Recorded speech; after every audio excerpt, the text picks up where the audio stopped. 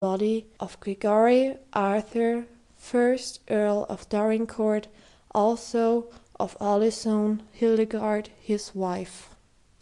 "May I whisper?" inquired his lordship, devoured by curiosity. "What is it?" said his grandfather. "Who are they?" "Some of your ancestors," answered the Earl, "who lived a few hundred years ago."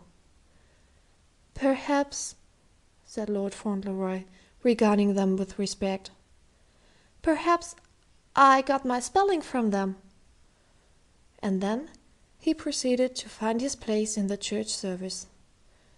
When the music began, he stood up and looked across at his mother, smiling. He was very fond of music, and his mother and he often sang together, so he joined in with the rest, his pure, sweet, high voice rising as clear as the song of a bird. He quite forgot himself in his pleasure in it. The Earl forgot himself a little too, as he sat in his curtain-shielded corner of the pew and watched the boy.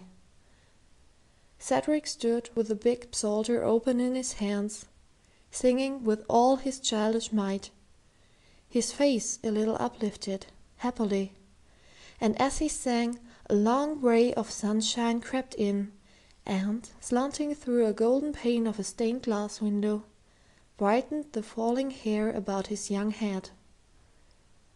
His mother, as she looked at him across the church, felt a thrill pass through her heart, and a prayer rose in it too, a prayer that the pure, simple happiness of his childish soul might last, and that the strange, great fortune which had fallen to him might bring no wrong or evil with it.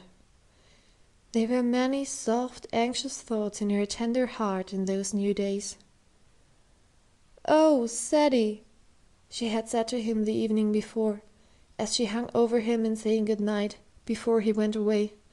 "Oh, Ceddie, dear, I wish for your sake I was very clever and could say a great many wise things, but only be good, dear, only be brave, only be kind and true always, and then you will never hurt anyone so long as you live, and you may help many, and the big world may be better because my little child was born. And that is best of all, Ceddie. It is better than anything else that the world should be a little better because a man has lived. Even ever so little better, dearest." And on his return to the castle, Fauntleroy had repeated her words to his grandfather. "And I thought about you when she said that," he ended, "and I told her that was the way the world was because you had lived, and I was going to try if I could be like you." "And what did she say to that?" answered his lordship, a trifle uneasily.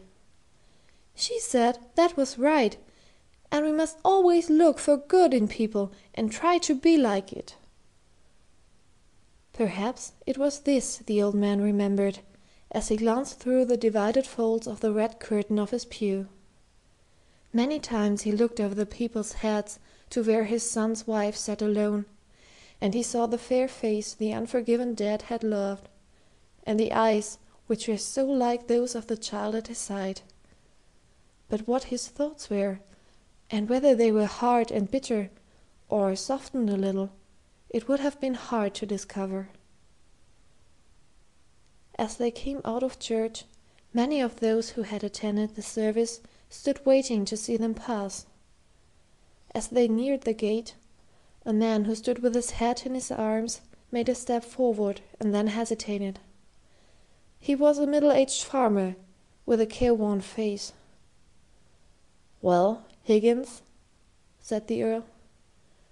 Fauntleroy turned quickly to look at him. "Oh!" he exclaimed.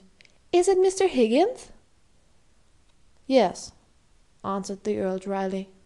"And I suppose he came to take a look at his new landlord." "Yes, my lord," said the man, his sunburned face reddening. "Mr. Newick told me his young lordship was kind enough to speak for me, and I thought I'd like to say a word of thanks, if I might be allowed." Perhaps he felt some wonder when he saw what a little fellow it was who had innocently done so much for him, and who stood there looking up just as one of his own less fortunate children might have done, apparently not realizing his own importance in the least. "I've a great deal to thank your lordship for," he said. "A great deal. I—" "Oh," said Lord Fauntleroy, "I only wrote the letter. It was my grandfather who did it.